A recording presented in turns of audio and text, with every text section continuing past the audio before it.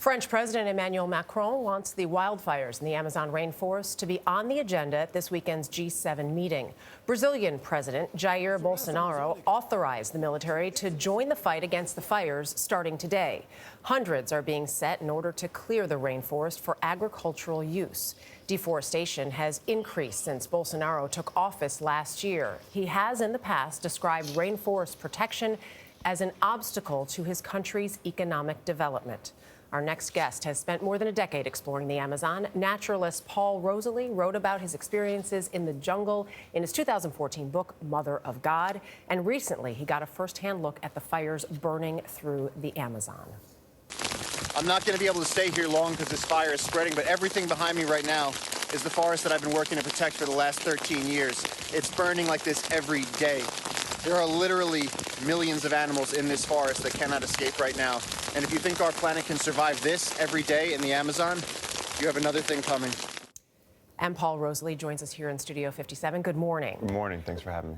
Thank you for being here. Let's start with this idea. We hear why they want to have these fires burning, but there are more now than we've seen in the past. Why?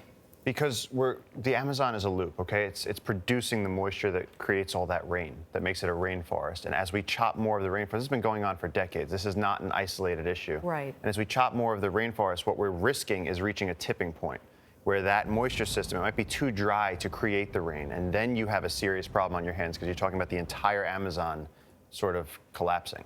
The international community is really pushing Brazil's president to do more.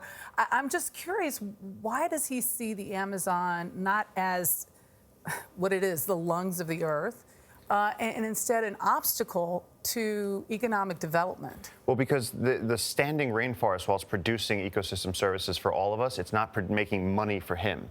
And so that may be something that we need to change. It's not growing soybeans for Brazil. Yeah, and beef is 60% of Amazon deforestation. So it's really short-term game versus health for everybody and long-term health for the planet. Is that supported there in Brazil, that idea?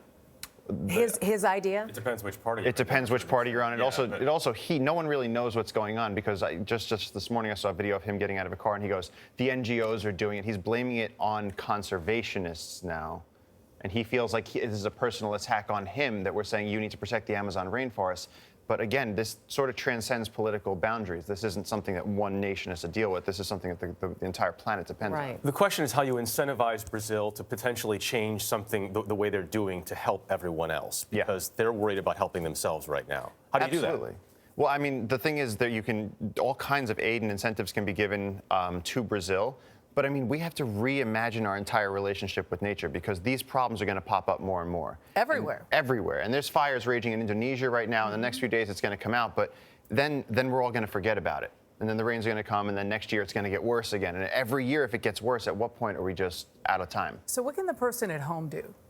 I mean, there's so many organizations right now that are doing good work to protect rainforests, to protect habitat. And let's not forget, I mean, really, I'm here as a representative for the animals. We're all talking about whether this is good for us or not. There are animals in that rainforest that need help, that's their only home. And there are people there, too. And there's 20 million people living in the Amazon. There are communities, exactly. indigenous communities living there. And it's not going to help them if their home is being destroyed. How often are loggers in the Amazon replanting? Loggers would never be replanting. I mean, people are trying to replant, but the thing is, rainforests are ancient ecosystems. You're talking about 1,000-year-old trees, complex ecology. So really, people protecting what's already standing. My organization, Jungle Keepers, we work to protect primary forests. Forest that is producing those rains that's coming down and keeping the rainforest going. But for everybody at home, this is a moment when the global attention is focused on the rainforest, and it's now is the chance where we can actually get leaders and policymakers to pay attention to this. Good to have you here, Paul. Thank you very much. Thank you for having me.